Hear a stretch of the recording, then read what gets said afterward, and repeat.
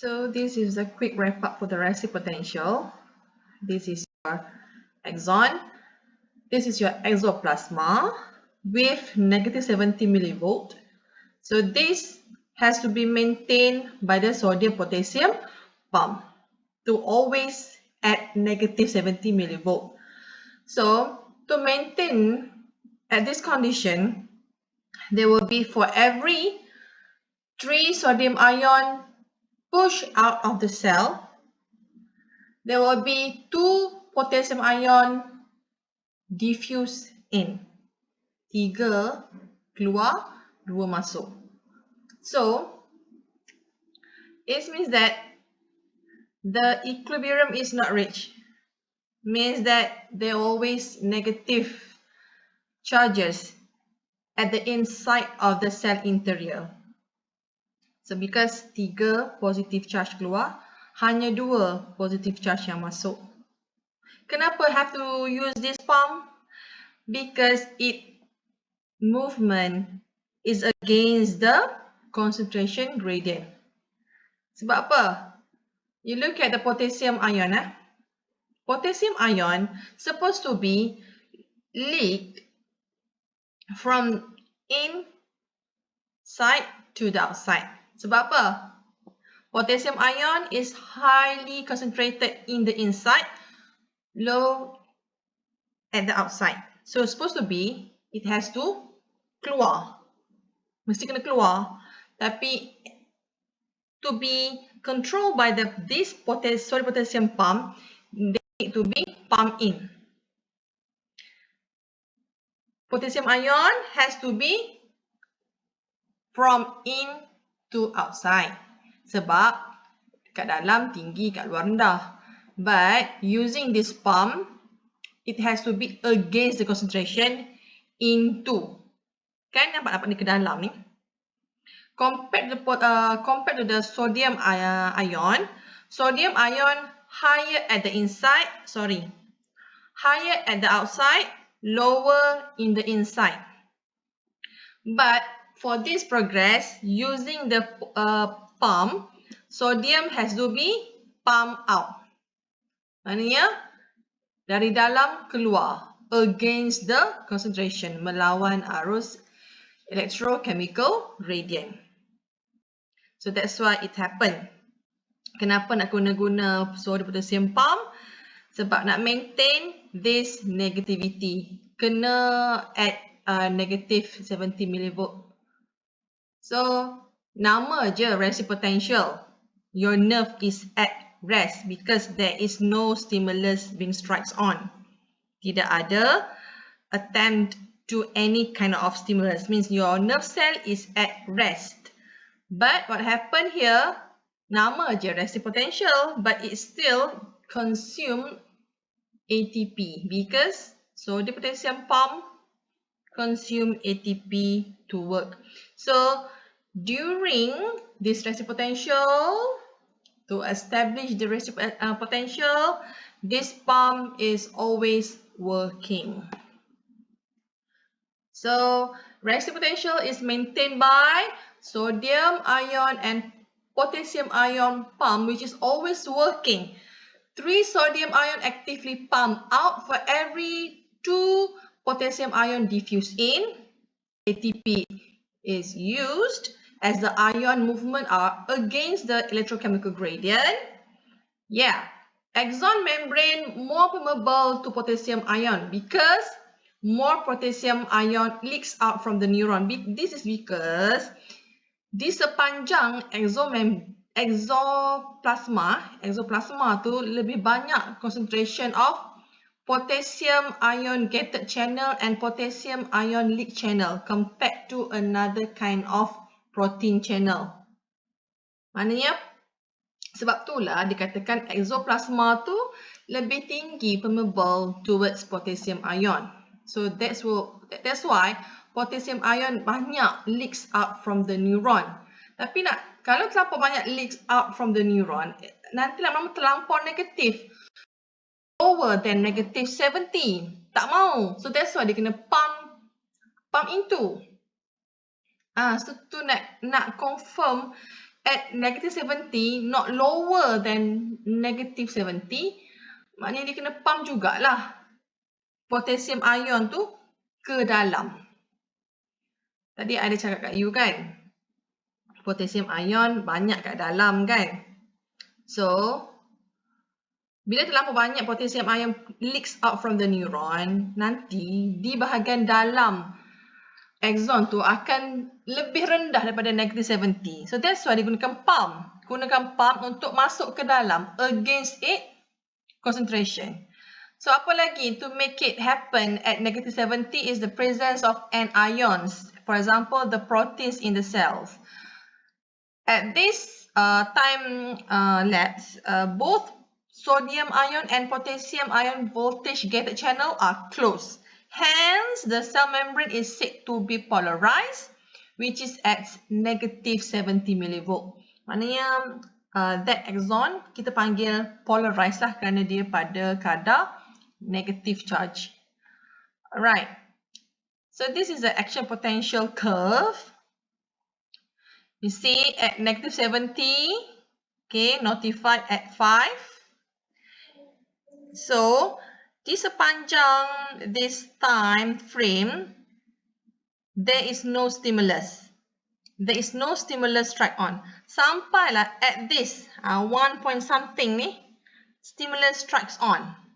So, pada satu ni, okay, at point 1, at this part, this stimulus will initiate some sodium gated channel to open. So there will be a slow movement of sodium ion from the out will be enter into the cell. Or the simplest word here, sodium ion will diffuse in. Sebab sodium ion gated channel terbuka. So when the stimulus can reach this threshold level, is strong enough to initiate the sodium ion to enter sampai lah it reach the threshold level. So dia dah jadi increasing in positivity lah, from negative 70 naik kepada negative 55. Sebab apa? Sebab dah masuk sodium ion ke dalam axon.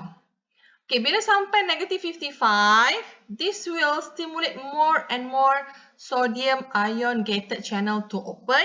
So there will be drastic influx of sodium ion and spike to positive 40. Ni panggil depolarization. Depolarization sebab apa? More and more sodium ion get into the axon, so there will be increasing in positive charges. So bila sampai positive 40 ni, or is around positive 40, positive 30, so at this peak, di sini at the membrane potential, pada kadar positive 40 ni, okay, it will cause sodium gated channel close. At this point, sodium gated channel akan close. So, bila close, it will be initiate potassium gated channel to open. Bila potassium gated channel to open, there will be diffusion of potassium out from the cell. Tengok, potassium ion out. Masa ni, di sepanjang this process at point 3 ni, sodium ion will be stopped diffuse in, but potassium ion start to diffuse out from the cell. Bila diffuse out, maknanya that nerve kehilangan positive charge. Okay, bila hilang positive charge, that means that di bahagian dalam itu menjadi lebih negatif. That's why nama dia repolarization. Asal-asalnya dia polarized. Here is polarized. Then depolarized as sodium ions get into the nerve cell or the neuron. And then at this peak, sodium ion kita channel close. And then it's said to be repolarized sebab masa ni potassium ion diffuse out. Sebab apa? Sebab potassium ion cathode channel open, tapi sodium cathode channel close. So, this closure of potassium cathode channel is quite slow. Bila quite slow, there will be a leaking and more potassium ion diffuse out until the nerve cell is said to be hyperpolarized. At point 4 ni, maknanya the nerve cell is said to be hyperpolarized. Sebab apa? Sebab potassium ion banyak keluar. Until it can be re-established using sodium potassium pump to back into resting state. Ni dekat point 5 ni. So, this point to this point means that your nerve cell is said to be ongoing to re-establish resting state using sodium potassium pump until it reach negative 70. Masa hyperpolarized ni is lower than negative 70. At this point juga kita panggil undershoot. Sebab terlalu banyak potassium ion keluar sehingga dia terlalu negatif. It will be more negative in the inside. So nak re-establish this to this state, dia akan pump lah. Pump 3 sodium masuk. Pump 3 sodium keluar, 2 potassium masuk. Masuk potassium sampailah dia boleh capai next resting state. Okay. So that's from this point, sekiranya there will be high intensity of stimulus, there will be new action potential will be produced. If there is low stimulus, there will be no formation of new action potential. Okay, kalau tengok ni, fail initiation. Okay, sekarang ni I nak cakap kenapa di sini ada fail initiation. This fail initiation indicates that sekiranya there is low stimulus that can't reach the threshold level, so it will be screened out. So there will be no action potential will be produced. That's why they fail. Yang dia boleh strike ni ke atas ni kerana apa? Because the stimulus is way enough ataupun strong enough to achieve threshold level. Mana kalau yang fail ni yang bawah ni, yang the second point here yang rendah ni yang tak capai negative 55, maknanya tak terlampau kuat. Maknanya it's not strong enough. Stimulus is not strong enough strike on the axon so that it can't reach the threshold level. If there is not any triggered by this stimulus until this threshold level to be achieved, memang tidak akan ada lah berlaku depolarization. Ini kalau yang ini adalah successive action potential atau repolarized, so hyperpolarized, resting state. Bila dah keadaan macam ni, kalau let's say the stimulus is stronger or higher intensity compared to the earlier stimulus, for example this was the stimulus 1, next stimulus tu lebih tinggi compared to this stimulus, then there will be new action potential to be produced. Okay, ni ada cerita. Alright. Nanti kalau ada masa, you tengok balik lah penerangan dia. It's the same thing. Cuma dia kata di sini ada opening voltage gate, closure of sodium ion, opening of potassium ion. And then kenapa hyperpolarization? Because the potassium voltage gated channel remain open after potential reach resting level. Okay. So next, the refractory period. Refractory period ni apa sebenarnya? Okay, refractory period is a time frame di mana after an action potential has passed. After action potential has passed. Ni sampai sini. Okay, mana dah tercipta satu action potential yang successive. After that, there is a brief moment about salah hijau ya, about 5 to 10 millisecond. Selepas benar-benar hasilnya satu action potential yang berjaya tadi tu, there is a brief moment about 5 to millisecond, portion of axon undergoes a refractory period. Ni refractory period. Tengok ada dua jenis, absolute refractory period dengan relative refractory period. What is the absolute refractory period? What is the relative refractory period? Ni. Yang color orange ni menunjukkan time frame for absolute refractory period. What is this actually? So refractory period ni is actually a period whereby axon membrane is unable to respond to another stimulus no matter how strong it is. Dekat kawasan ni, bila dah past satu action potential has been formed. Okay. Dah terhasil satu action potential dalam masa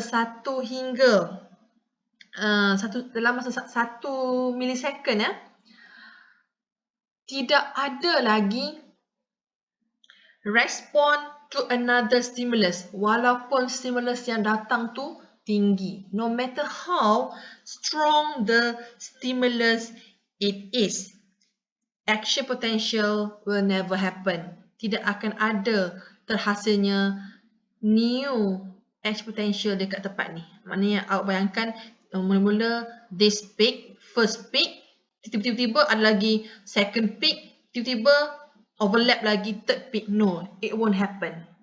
It won't happen double, triple, quadruplet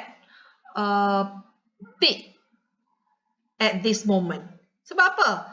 Masa ni sodium ion dah tertutup. Sodium ion gated channel dah tertutup. Okay, sodium ion gated channel dah tertutup. So that's why dia tidak akan lagi membenarkan, they will not allow any sodium ion to get into the axon. Walaupun sekuat mana pun stimulus yang mendatang. Okay, this is actually this is because masa ni a voltage gated sodium channel is in a closed inactive state. This actually to prevent the action potential from moving backwards. Because pergerakan action potential ialah from this way to that way. Okay, you can see the arrow here. Okay, this way to that way. Ni nampak tak tu arrow kat bawah tu. Ini pergerakan exponential from this locus to the next. Tidak akan ada backward. So to prevent backward, these refractory periods, specifically absolute refractory period, is being performed.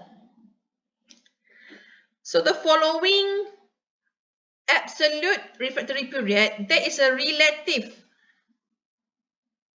relative refractory period, which is last about 5 millisecond. Ini dalam 5 milliseconds. During this period, resting potential is gradually restored by the sodium-potassium pump, and relative permeability of membrane to facilitate diffusion of ion is also restored.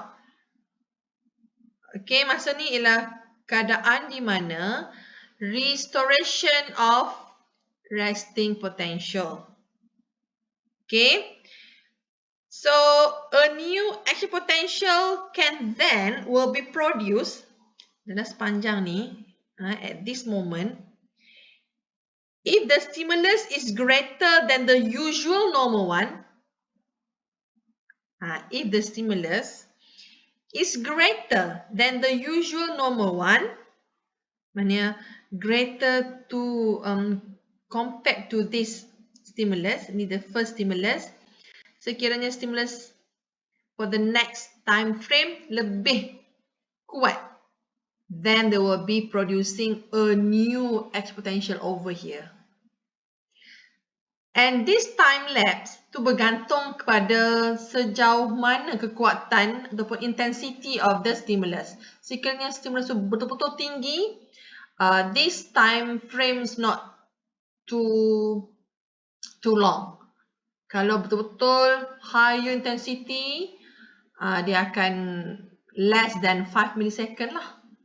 Kalau lah the stimulus tu hanya kuat sedikit saja berbanding the first one, mungkin dia akan jadi lambat sikit lah untuk menghasilkan next action potential.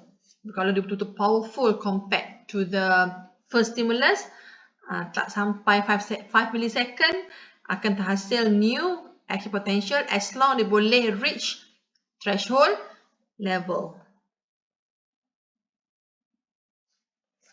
So apa itu all or nothing law? An action potential only generated after the threshold value exceeded. Tengok this time frame, ada tak dia melepasi threshold level? Tidak. So tidak ada action potential form over here. Sebab dia tak melepasi pun, the stimulus strength not achieve the threshold level. So that at this frame tidak ada pun terhasil any kind of action potential. So, after threshold value reached, the size of action potential is remain constant and is independent of the intensity of the stimulus. After it reached the threshold level, they reach, the AP is remain constant. I mean like the size ni. The size of AP is remain constant. Ada tak you nampak satu kecil, satu besar, satu pendek? Tak ada kan? The amplitude of the action potential are just the same. Are at the same size. You see? It's not dependent. Maknanya tidak kata bergantung kepada kekuatan pun. Cuma sekuat mana kekuatan sekalipun yang hadir, kekuatan apa? Kekuatan stimulus tu lah. Dia mesti akan tetap pada same amplitude. You can see from this character, walaupun dia melebihi sikit saja threshold level, this one, yang this one melebihi banyak threshold level, more than, mana dia jauh daripada bacaan threshold level. Yang ni melepasi lah threshold level at negative 55. This one maybe negative 30. Ni negative 55 kan? Because threshold level is negative 55 kan? So this one maybe negative 30. Lebih besar dia punya intensity. Tapi awak nampak tak dia punya amplitude? Tetap sama. Because the membrane potential at positive 30 millisecond, at positive 30 millivolt, memang sodium potassium ion akan start to close. Walaupun sekuat mana stimulus strength or stimulus intensity, membrane potential pada positive 30 millivolt ni will cause sodium ion gated channel to close. Bila dah close, no more influx of sodium ion. Tengok tinggi macam mana pun, ini memang just on border of threshold, maknanya dia dah reach lah. Yang ni melepas ni tetap sama. Amplitude tu maknanya size ni tetap sama. Cuma beza dia dua ni ialah kekerapan, the frequency. Okay, frequency ni maknanya this is strong enough because they can produce edge potential, strong enough. The stimulus is strong enough because it can reach and can achieve the threshold level. That's why dia terhasil lah AP. Tapi not that strong to this one. Yang ni memang betul-betul strong, maknanya tak perlu masa yang lama untuk sodium ion tu mencapai threshold level. Yang ni dah strong tapi mungkin tak berapa strong, maknanya ambil masa. It take time. Take times memberi masa sodium ion tu masuk slow-slow sampailah capai negative 55. Sampailah dia capai the threshold level, maknanya dia ambil masa. Lasting, the refractory period tu lasting about 5 milliseconds. But for this one, lesser than this one, lesser than 5 milliseconds, maybe up to 3 milliseconds only to achieve threshold level. Sebab dia punya power dia tu, intensity lebih kuat. Okay, nampak ni, maknanya this all are the successive stimuli. Ni, relative intensity of stimuli. Ni, ini ialah point di mana threshold intensity of stimulation. Starting from here, barulah terhasil edge potential. And then walaupun semakin meningkat intensity, you can see the amplitude is just the same. Okay, the threshold level intensity nak makin meningkat kan? Kekuatan of stimulation tu meningkat. Meningkat setara mana pun, how strong it is, the amplitude is just the same.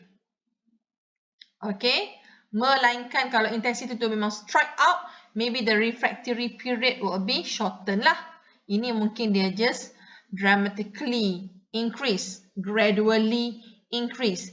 Kalau compared to the yang spike punya stimulus, maybe these two akan lebih rapat because the time frame to achieve threshold level not that long.